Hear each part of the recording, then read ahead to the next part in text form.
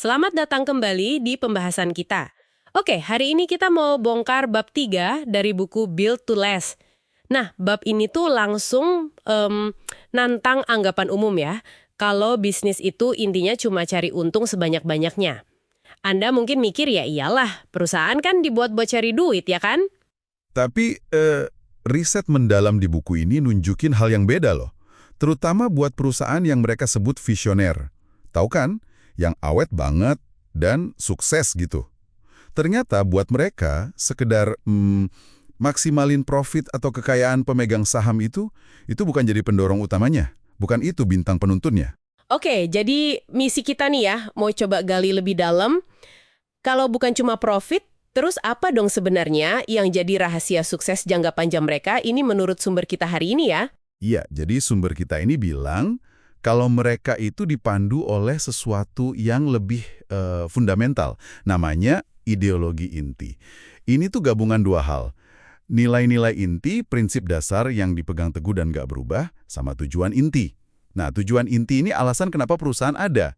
Selain buat cari uang tentunya. Kayak kompas internal gitu loh. Ideologi inti. Oke, kedengerannya dalam ya. Ya. Tapi apa ada semacam resep gitu, nilai-nilai tertentu yang wajib ada?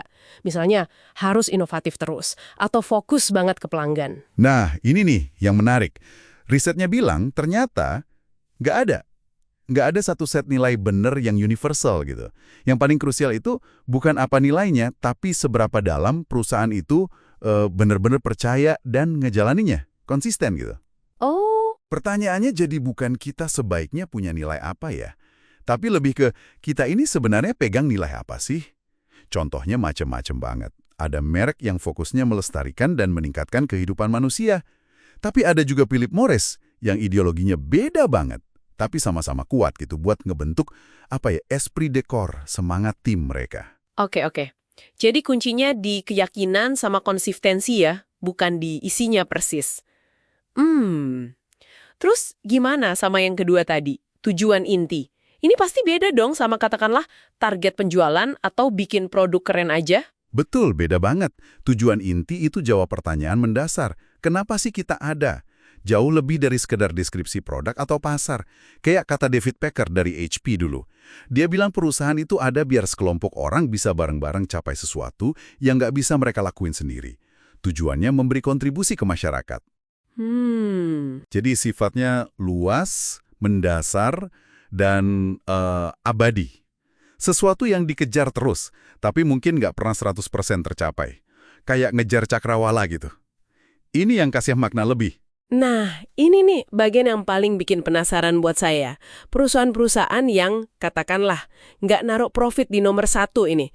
Kok malah seringnya jadi lebih untung ya dalam jangka panjang dibanding pesaingnya yang fokus banget ngejar profit? Gimana tuh logikanya? Iya kan? Agak paradoks ya. Jadi kalau kita lihat gambaran besarnya, mereka itu lihat profit bukan tujuan akhir, tapi lebih kayak hasil penting dari keberadaan mereka. Atau bisa juga dilihat sebagai bahan bakar lah, yang perlu banget buat capai tujuan inti yang lebih gede itu. Ah, oke. Kayak bensinnya gitu ya. Iya, betul. Contohnya kayak kredonya Johnson & Johnson yang terkenal itu.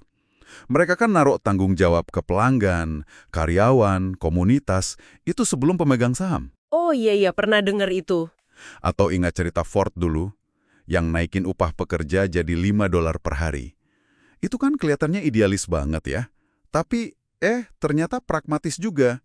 Karena itu justru nyiptain pasar buat mobil model T-nya. Nah, ini yang disebut kejeniusan Dan. Mereka bisa idealis banget, tapi sekaligus untung banget. Profit itu ngikutin tujuannya, bukan sebaliknya. Wah, itu pemikiran yang kuat sih, tapi gini deh, di dunia nyata kan semua berubah cepet banget nih. Gimana caranya perusahaan bisa pegang teguh ideologi inti ini tanpa jadi kaku, terus malah ketinggalan zaman? Ada resiko kejebak masa lalu nggak sih? Pertanyaan bagus banget. Dan ini penting nih, gimana cara nyiimbanginnya? Nah, disinilah pinternya perusahaan visioner itu. Mereka jeli banget bedain mana yang ideologi inti yang dianggap sakral, nggak boleh diubah, sama mana praktek operasional, strategi, struktur, atau bahkan budaya kerja yang spesifik yang justru harus terus berubah dan adaptasi. Jadi intinya dijaga, tapi cara kerjanya fleksibel gitu ya? Tepat. Jaga intinya, tapi fleksibel di luarannya. Contohnya IBM tuh. Pernah kan mereka agak goyah? Gara-gara terlalu kaku sama hal-hal di luar inti. Kayak keharusan pakai kemeja putih. Atau fokus terus di mainframe. Malah jadi ngaburin ideologi intinya sendiri. Jadi kuncinya, pertahani nilai sama tujuan inti, tapi jangan berhenti inovasi dalam cara mencapainya. Oke, jadi kalau ditarik kesimpulan nih ya, perusahaan yang build to last, yang awet itu ternyata bukan cuma mesin pencetak uang yang efisien aja. Mereka itu organisasi yang dibangun di atas fondasi keyakinan inti dan tujuan mendasar yang lebih dari sekedar hitungan ekonomi. Ideologi inti ini jadi kayak jangkar sekaligus bintang penuntunnya ya. Betul sekali. Dan ini relevan loh buat kita semua, nggak peduli posisi kita apa. Coba deh, renungkan sebentar. Apa sih ideologi inti yang benar-benar jadi panduan kerja Anda atau tim Anda? Apa tujuan paling dasar di balik kerjaan sehari-hari? Udah selaras belum antara nilai yang diomongin sama yang beneran dilakuin dan diukur tiap hari? Nah, iya juga ya. Sebagai penutup nih, mungkin ada satu pertanyaan buat Anda pikirkan lebih lanjut. Kalau sebuah perusahaan benar-benar hidup dengan ideologi intinya, kira-kira keputusan sulit atau mungkin menyakitkan apa ya yang harus mereka ambil? Terutama kalau dihadapkan pilihan antara tetap setia sama nilai itu atau ngejar keuntungan jangka pendek yang gede banget. Sesuatu buat direnungkan ya.